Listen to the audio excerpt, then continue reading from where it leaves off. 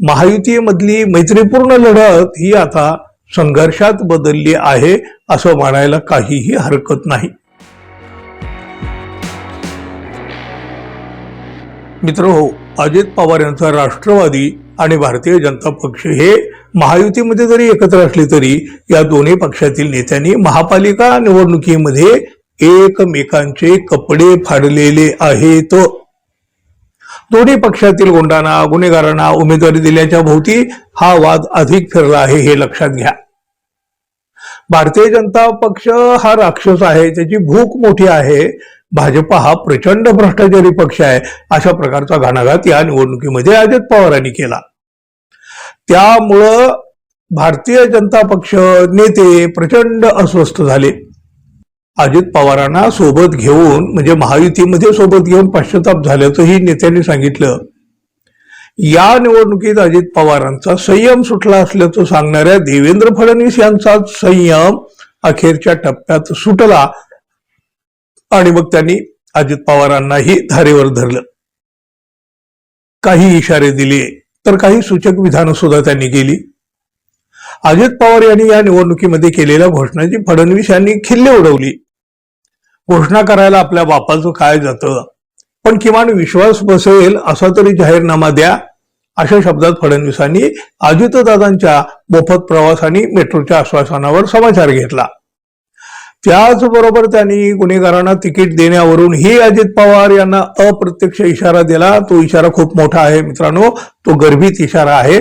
कदाचित त्याचे मोठे पडसाद निवडणुकीनंतर दिसू शकतात. देवेंद्र फडणवीस म्हणाले, आपण वेगवेगळे लढत असताना मैत्रीपूर्ण लढत देऊ आणि एकमेकावरची टीका टाळू असा शब्द दिला घेतला होता. मी आजवर संयम पाळला, पण निवडणुकीची परिस्थिती पाहून अजितदादांचा संयम ढासळलेला दिसतोय.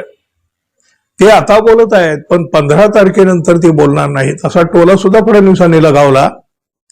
अजित पवारांच्या माझं काम बोलतं या विधानावर सुद्धा त्यांनी खोचक टिप्पणी केली. अजित पवार यांच्या बाबत जेवढं बोलता येईल तेवढं बोलून गेले हे फडणवीस, पण बोलता बोलता त्यांनी एक अत्यंत गंभीर आणि मोठा सूचक इशारा दिला. ते म्हणाले, 60 लाख पुणेकर असताना गुन्हेगारांना उमेदवारी देण्याची गरज काय? एकीकडं कोयता गँग संपवण्याची आणि पोलीस आयुक्तावर कारवाईची भाषणं द्यायची आणि दुसरीकडे त्याच गुन्हेगारांना तिकीट देऊन त्यांचं समर्थन करायचं, हे अत्यंत चुकीचं आहे. लक्षात ठेवा, हे गुन्हेगार निवडून आले तरी त्यांची जागा महापालिका नसेल तर ती जेलच असेल, असा कडक इशारा फडणवीसांनी दिला. गुन्हेगारांचं चांगलं काय फक्त अजित पवार एकटेच करीत नाहीत हो, कमी अधिक प्रमाणात का होईना पण भाजपनं सुद्धा तेच केलेलं आहे. यावेळच्या निवडणुकीमध्ये गुंडांना आणि गुन्हेगारांना कधी नव्हे एवढी किंमत देण्यात आली. फडणवीस यांनी मात्र अजित पवार यांच्यावर नियम धरून हा एक मोठा इशारा दिलाय. फडणवीस यांच्याकडे गृह खातं आहे.